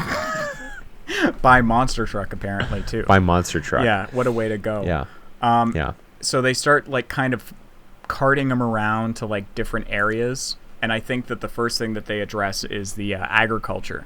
And they go to the farms and they realize that they've been watering the crops with an energy drink, Brondo. Yeah. It's got electrolytes. It's got electrolytes. It's got what plants crave. It's got what plants crave. And there are ads everywhere that say, Brondo, it's what plants crave. And essentially... It's got electrolytes. Yeah, they've got this side thing that they kind of go off to, and they explain the history of the water crisis in this world. And the EPA and the Environmental Protection Agency and the FDA, the Federal Drug Administration, and basically all the companies that like all the state institutions all the organizations that control water, they bought them and out. Food and medicine and proper practices and accountability for those things. and Carl's this Jr. corporation. Carl's Jr. owns like half of it, and Brondo owns the other half of it. I think Brondo owns Carl's Jr. Brondo is like the umbrella that owns all of these other things, all these other fast food joints. Okay. Brondo's like the megacorp. That makes sense. Blade Runner that runs the fucking country. Yeah, the Tyrell Corp. Makes sense. Yeah, the Tyrell Corp. Yeah. So he says, obviously, you need to water plants with water. You can't use energy drink or a sports drink to do that. To his cabinet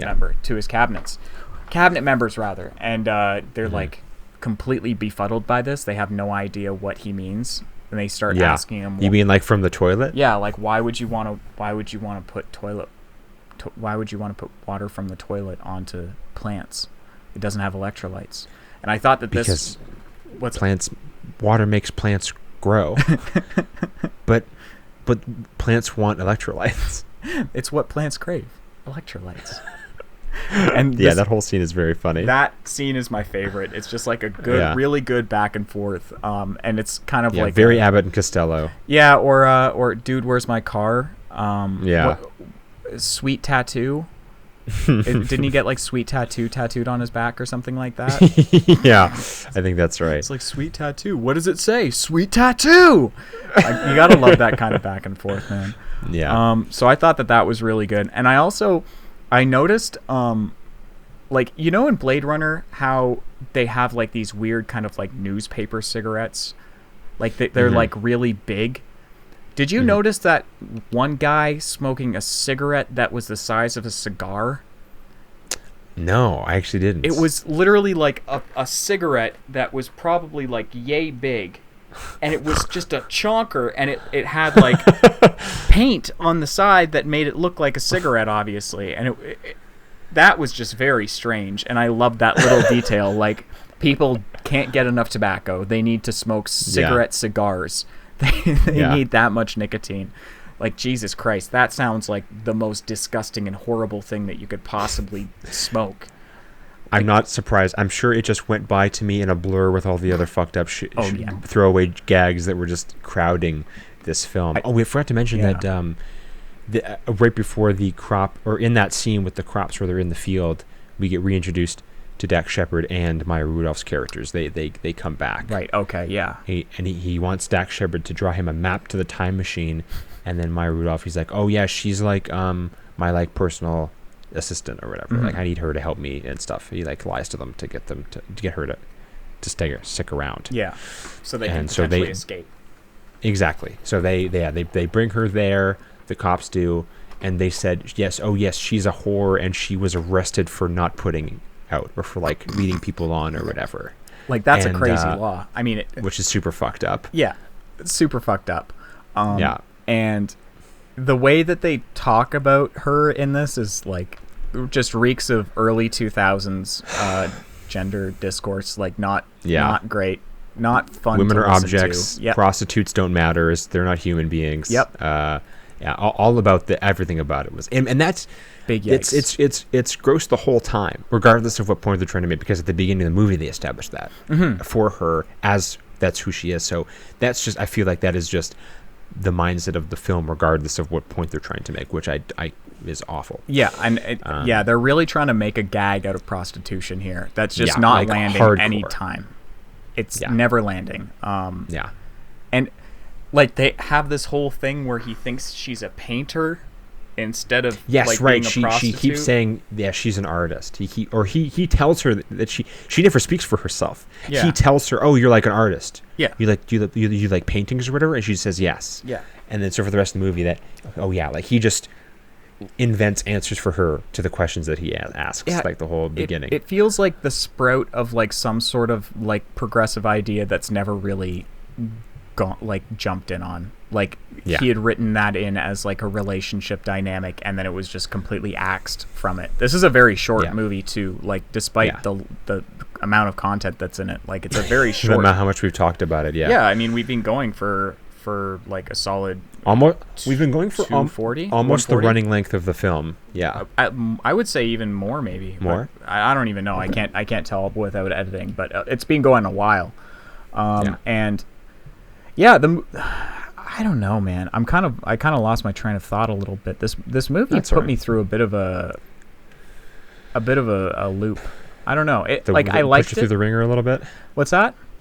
Put you through the ringer a little bit. Yeah, I liked it. Yeah. I liked it, and I understand why people like it because there's so much packed into it. But I have a hard time getting over this whole like kind of misogyny as a bit kind of deal, and there's a lot of the prostitute discourse and all that kind of stuff, or the sex work discourse. It's just it really rubs me the wrong way. It really bugs me too. It's like in Clerks. Like the whole idea about Dante like being kind of misogynistic and chauvinistic by saying like, "Wow, you suck 37 dicks.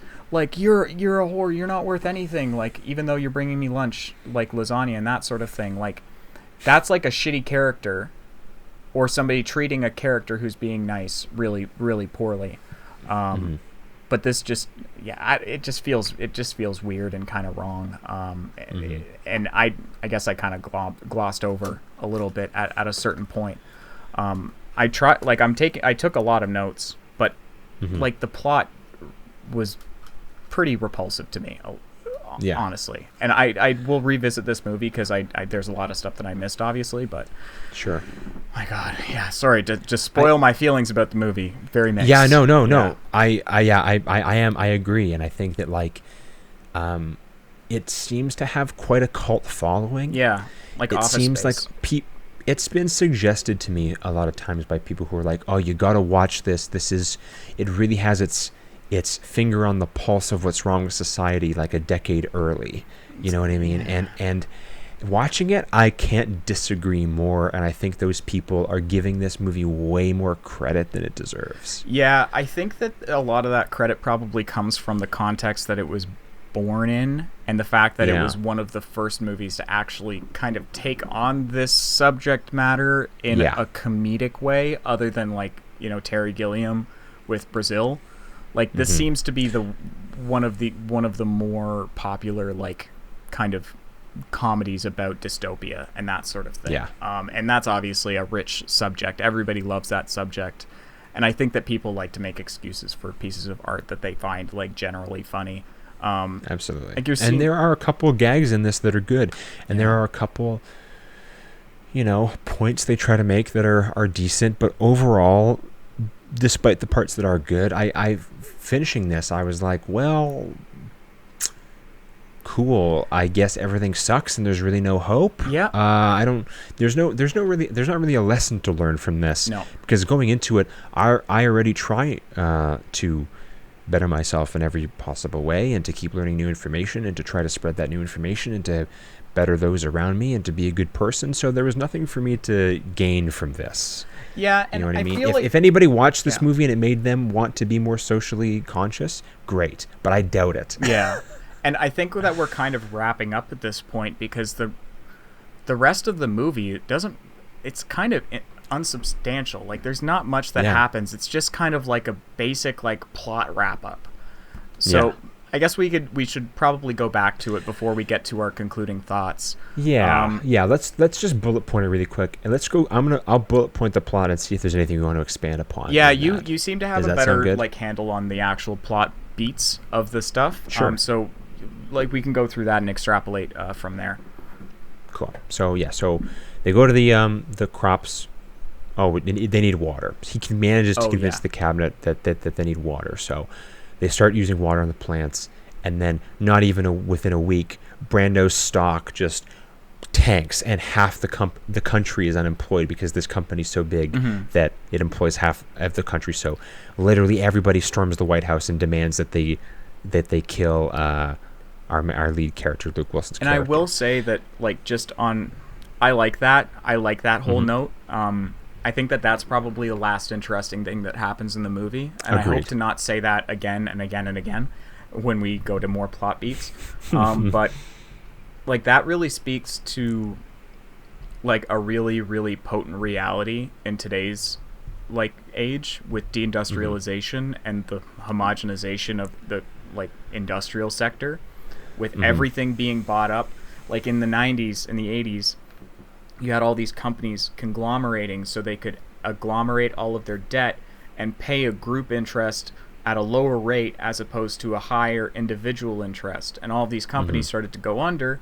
So now everything is owned by one big, like, John Deere type corporation or something like that. Yeah, one giant hedge fund or venture capitalist that runs the whole thing. Yeah. And now the entire labor force of the country is reliant on that one corporation not to screw up, which they are bound to do 150% of the time. And I thought that note just there was actually really, really apt, and it speaks to the precarity of the capitalist system, and the current like circulation of capital. But it also it was very short, and it wasn't expanded upon at all. And I thought that it was a throwaway joke for an issue that was massive to explore. Yeah, like you could have done a whole fucking like 20 minutes on that, on like riots, on like a whole bunch of stuff, and it could have been funny. You could have had like some really solid content out of that, and I guess that's more disappointing than anything else. But like the point is still there, and I thought that was very interesting because it's actually happening. That's exactly what's happening right now. Yeah. Instead, they gloss over it in favor for a giant dildo monster truck finale. Yeah, and that was very much like the end of the World's End, the one with Seth Rogen, with the giant demon. Oh, yeah. And that, like, the movie itself was okay.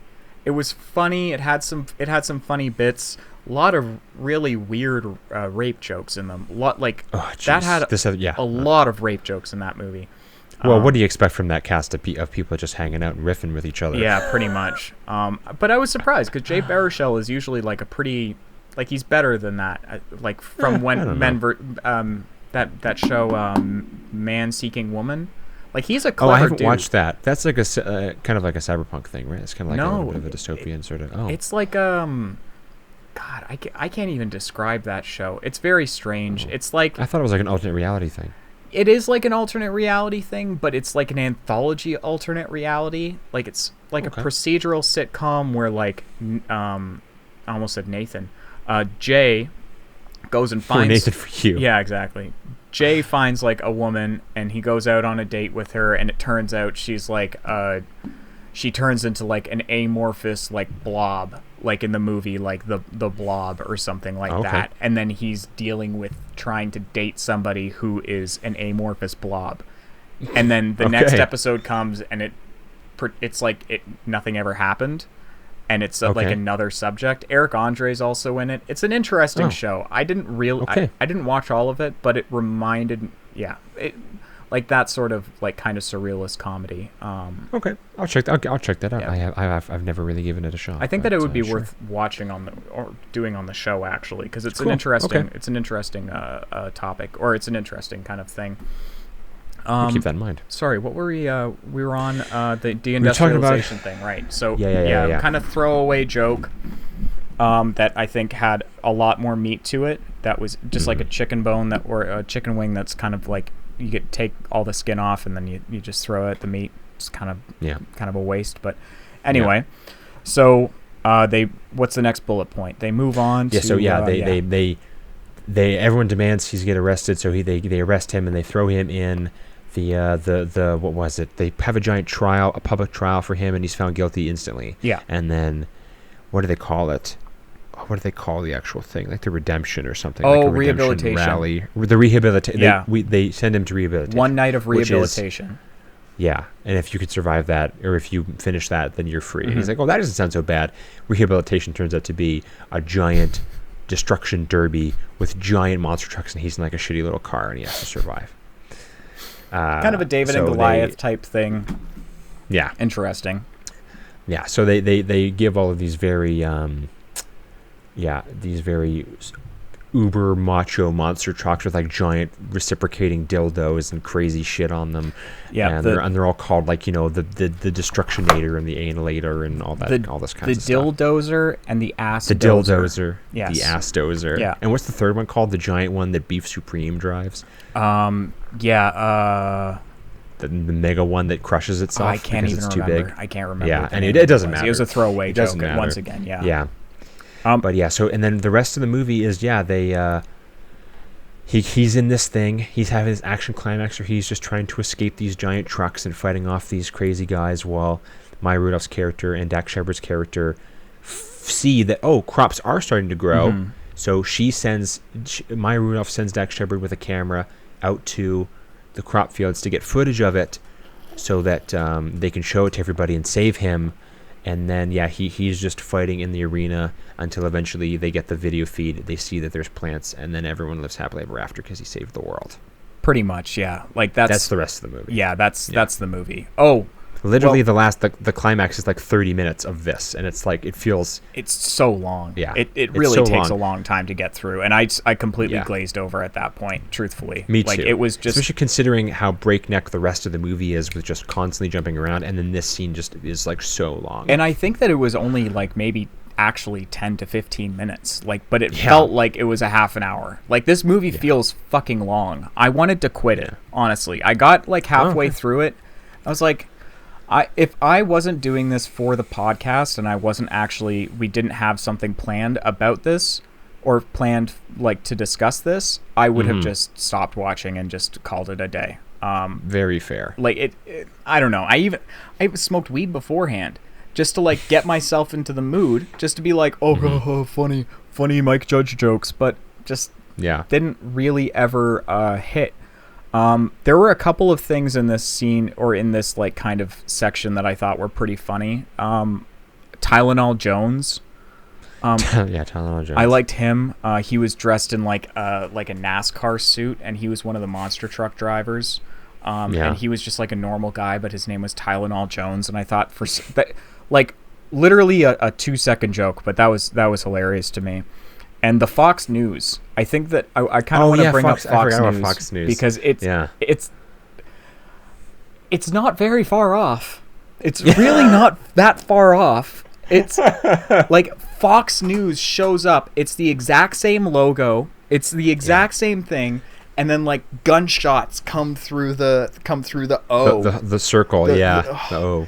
And it's this guy, and he's dressed. He looks like a TRT Vitor Belfort. He looks like he's just this built like action figure man with a tie on. He's like a male stripper. He's like a Magic Mike character. Like he's got like a bow tie on. Yeah. And then just nothing. He's nothing else. And he's just sitting there like, "Hello, welcome to Fox News," talking perfectly normally. And it's actually very funny. And that almost suggests that like some people aren't that dumb, because he's speaking in a way that's way more clear than anybody else. So maybe the people who control the people down there are actually like intelligent. And that's kind of passed by. But how is America being run by all of these idiots? Yeah, and then that wouldn't really read anyway, because it's not like they ever expand that beyond that single inference anyway. Yeah, so exactly. It's like that wouldn't matter. I would love if this show was a TV or movie was a TV show. I think that if they had like a episode, like a 20-minute episode or a 30-minute episode to explore some of these ideas that they're rushing through at breakneck speed, they might actually have something better. Like I said before, it already does feel like a sketch show or like an anthology show. So, I mean, maybe if it was just that anyway, it would have. Well, if I had breaks in between, if I had breaks in between these scenes, I would be like, okay, this is fine. This is like, it's serviceable. It's not that great, but it's funny in some parts, and at least it's clever. At least it has like some sort of cleverness to it. And I love the guitar me. Yeah, so it's the guys who are all in the crowd, and they have guitars, and they're playing the music along to the monster truck thing, and they're all headbanging and playing the music at the same time. I thought that was really funny. I thought that was really badass. Yeah, we forgot the other anchor on Fox News, the woman anchor. Oh yeah, who is dressed like a dominatrix. Yep, like crazy cleavage, crazy push-up bra. And she just like kind of... It's all leather corset, and she's just looks very intense. And she's talking about the rehabilitation that's happening for Luke Wilson's character. So that was like a funny bit. I thought that was a fun little note that Fox News still exists in its current form, pretty much. Yeah. Like it's maybe 10 notches off with the shirt and the desk, and that's about it. So, I think that it should be redone with practical effects. That's one thing that I really wished for, because the CG, while it was good, like it's from 2004, so it's gonna be crap. It's gonna be like the Kangaroo Jack, like dancing hallucination or the kangaroo scene. Like it's not. Right. It won't be good.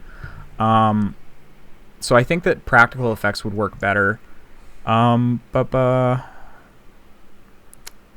ending where it says like reading and writing wasn't always for fruits.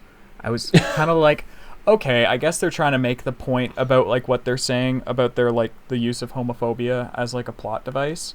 Like that intelligent people or like intellect kind of comes from like an open mind and like not thinking that like expressing yourself is gay, because that's obviously it isn't. Like it's just expressing yourself. And I think that's about it, honestly. Yeah, it reminded me of he becomes president, and then he tries to fix the world. Yeah, and that's the end of the movie. Oh well, to the gotcha. There's the gotcha at the end of the movie. They finally get to the time machine. Turns out to be a carnival ride, an amusement park ride. It's a museum. It's a history museum. Yeah, and I thought this was pretty funny. This was pretty clever, because Luke Wilson, he's like, well, this wasn't a real time machine then, so we could never gone back to the past anyway. He was like, yeah, but I really like money. He's like, well, if there wasn't any time machine in the first place, I wouldn't have been able to get you the money, because I would have had to start a savings account. So I wouldn't have had the money to give you in the first place. And he's like, what? And Luke Wilson just taps his knee, and he's like, you know what? Don't worry about it, buddy. It's okay. It's okay. Don't worry about it. We're even. Yeah. So that was a fun little bamboozle, I think. That I was like, I thought that was clever too. You got me. I'll take it. Whatever. I'll take the hit. And then they're going. Also, I like the joke of them going through the history museum, and there's like the one, and it's Charlie Chaplin. It's a doll of. It's a wax statue of Charlie Chaplin in place of Adolf Hitler. Yeah, they're like at a rally, and then they go past the one of World War II, and it's a T-Rex with a Nazi flag and a T-Rex with an American flag fighting each other with armbands on. With armbands on. Pretty ridiculous, but I guess that's how they teach about history. Shows that World War II was pretty impactful, because the garbage crisis is obviously not being shown here. They don't care about the garbage crisis. They don't care anything about garbage. I felt so like I love Hot Tub Time Machine. I love the movie Hot Tub Time Machine, but it's wholly problematic, and it's like chauvinistic, and it's not. Most comedies in that vein are looking like it doesn't, watching them in a different mindset. Yeah, it doesn't have any like racism in it. It has homophobia in it for sure, and it has chauvinism in it for sure, and misogyny. And there's no excuses for that. It sucks. Like, I don't like those jokes. There's something about time travel comedies, though. There's something about them that really, really gets my goat. And I love time travel, dude. I feel like this is a movie I'm going to revisit. Like, what, Idiocracy or Time? Idiocracy. Okay. And I don't think it'll be something that I revisit because I want to rewatch it, but it's more that I want to like kind of understand the movie more and maybe kind of get what I didn't get out of it this time that other people are getting out of it. But yeah, I don't know. This was a weird one. This was a strange one. I don't feel any like emotional connection to this, like a cult movie, like I did after like The Big Lebowski or Clerks, anything like that. Office Space. You don't feel like you're being let in on a secret club with this. No. I don't either. I don't either. You know what? You know what I feel like? I feel like I was invited to a speakeasy. I opened the door, and I was like, nah. I'm okay. Yeah. I'm okay right now. You opened the door, saw a sign that said whites only. You did the Grandpa Simpson turn around, grab your hat, and leave. Oh, that's the best gif. That's the best reaction gif. Yeah. No, that's exactly it. It was, but at the same time, I also kind of want to understand why people like it so much. So maybe I'll revisit it in a couple of months, and yeah, I would bring it up on the podcast if I do end up doing it. But I don't know. This was a weird one. Yeah. I'm not super into it, not super against it, but I am super against the issues of representation that we discussed in the beginning, which were really atrocious. I think to distill it, it feels like a very high and mighty white savior film about like I'm a straight white man, but I'm different because I have it all figured out. Yeah, that's what this, I can distill it as. That's what it feels like. Like an exceptionalist film, kind of like. Yes. Yeah. I am part of this system that's like creating all of this content. Like Mike Judge worked for Fox for how many years? He made King of the Hill, which was known to be like one of the more conservatively loved sitcoms, but not for the right reasons. People loved it for the wrong reasons, because that show is straight satire. It's straight satire. There's nothing like making fun of the people who love it. Yeah, pretty much, but in a less obnoxious way, I think. Like there's kind of a humility and sensitivity given to these characters who are obviously like wholly flawed, like Bill and Dale and Redcorn. And all these characters are super flawed, but they're loved, and like they're loved by the writers, But I didn't feel like any of these characters were loved by the writers. No. And same thing, like with Office Space too. Like every character in Office Space, I felt like had kind of a place and a reason. Even Jennifer Aniston's character, who could have been just kind of a throwaway love interest, has her own agency. Like she doesn't want to wear the swag or whatever pieces of swag on her apron. She tells her boss to go fuck himself. But with this, you don't see any sort of any of that sensitivity. And I don't know if that's because of a big budget or if it's because it was rushed or whatever. But I think that what you just said is a really good distillation of it. Like it's kind of this like I'm better than these people because I'm writing about these people. Like there doesn't seem like there's any humility in the critique or any self-awareness. Yes, exactly. And that's an interesting takeaway from a satire, I think. I don't often get that kind of takeaway because a lot of the time people don't reach for that sort of like high concept stuff. They're more talking about like basic like everyday life things. So maybe it's a case of me feeling alienated. And less that it's not funny, but at the same time, I don't know. As Greg Turkington once said, Napoleon Dynamite is one of my favorite movies ever. I love weird movies. But yeah, I don't know. It's an interesting movie, but I think it fails on a lot of fronts. But it's packed with how much detail. Like that you can constantly look into a shit ton of detail, yeah, which I also kind of do appreciate. So there are shades to everything. I think it'll be a couple of months before I revisit this. I'm not clamoring to rewatch it, but I think that I would like to rewatch it at some point and kind of get a different perspective because Gummo, I hated at first, but then all of a sudden I watched Gummo again. It was a whole new world.